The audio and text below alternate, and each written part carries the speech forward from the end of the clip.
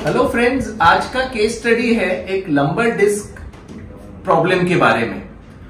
आज हम 21st century में हैं और आज भी हमारे 99% पेशेंट्स डरते हैं कि अगर स्पाइन का कोई प्रोसीजर हो गया तो वो पैरालाइज हो जाएंगे, बेड रिडन हो जाएंगे, चलेंगे नहीं।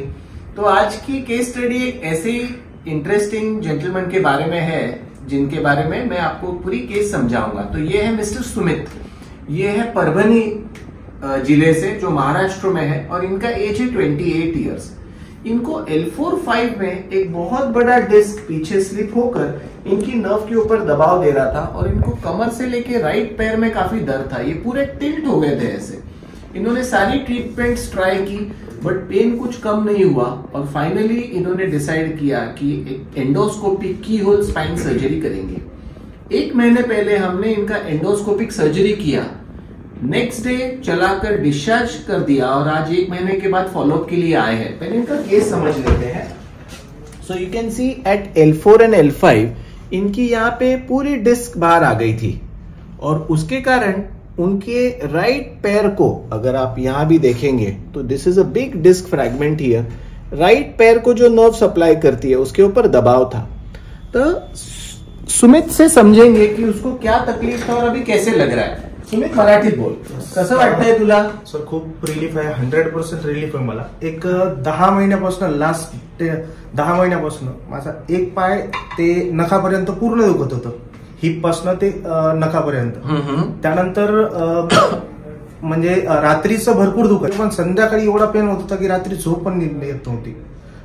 तर आम्ही असं डिसिजन घेतलं होतं की एका दिवसात, म्हणजे तुम्ही जर ऑपरेशन सजेस्ट केलं तर लगेचच्या लगेच ऑपरेशन करून टाकायचं। म्हणजे एक विश्वास असा होता सर, आम्ही त्याच्यावर आम्ही घरून येतानाच अशी तयारी करून आलेलो की डॉक्टर आपल्याला जे सांगत ते 100% बरोबरच सांगतील। कशामुळे तर आम्ही 10 महिने एवढा त्रास, खूप जास्त त्रास सहन केलेला त्यांनी। मग त्यानंतर इथं आलो, तुम्ही सजेस्ट केलं, आम्ही त्यानुसार तयारीनं चाललो। तुम्ही म्हणे की आपल्याला अर्जंटमध्ये जरी केलं तर लवकर रिलीफ भेटेल बाबा।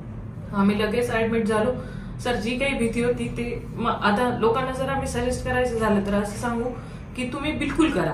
आणि त्यात आम्हाला सर एवढ्या जणांनी सांगितलं की स्पाइन सर्जरी सक्सेस नाही, तुम्ही करूच नका। एवढ्या कमी वयामध्ये तुम्ही जर स्पाइन सर्जरी करता तर तुम्ही अराउंड द बेड राहता, बेडरूमच्या बाहेर सुद्धा। त्यामुळे भीती होती, पण तसं काही झालं नाही।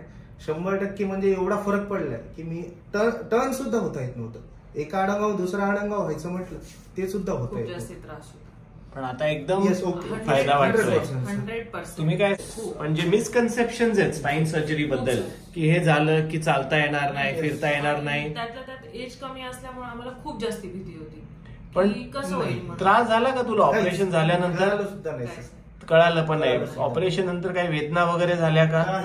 काहीच नाही। ओव्हरऑल समाधानी आहेस? हो सर, 100%। अरे वाह, चलो ग्रेट ग्रेट, थँक्यू।